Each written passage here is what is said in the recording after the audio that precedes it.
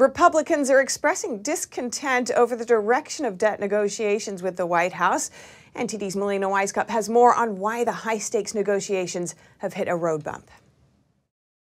Debt ceiling negotiations are proving to be a challenging task as the White House is forced to work with House Republicans on budget mechanisms in exchange for raising the nation's $31.4 trillion debt cap. Speaker McCarthy telling reporters today that those negotiations are at a standstill because the two parties are still in disagreement over next year's spending levels. I could see the path. The White House is just, look, we can't be spending more money next year. We have to spend less than we spent the year before. It's pretty easy.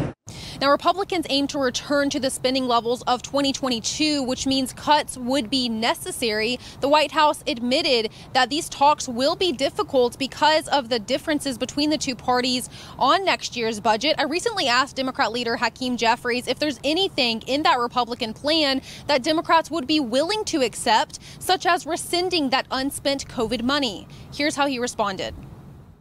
We can have a conversation about the budget, appropriations, spending, revenue. So I don't want to get out ahead of the White House in terms of the ongoing negotiations. And this is a similar message that I got from Senate Leader Chuck Schumer earlier this week when he left that White House meeting, although he has since emphasized the need for bipartisan cooperation. And this strikes a totally different tone than what he was previously messaging. Now, this change in messaging is why Congressman Chip Roy says that the GOP should be more encouraged to hold the line. Well, right. This is what happens when you actually hold the line and fight. Okay, this is what we're trying to remind our Republican colleagues. They said 3 months ago, we're not doing anything, right? You remember that? Remember when they said, oh, we're only going to do a clean debt ceiling increase. We're not going to sit down with you guys. This is crazy.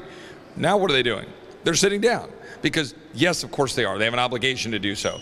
What are they going to offer me to buy another year of debt ceiling? That's what I want to know. Are they going to pass H.R. 2? Tell you what, let's put H.R. 2 in the deal, and I'll give them another year.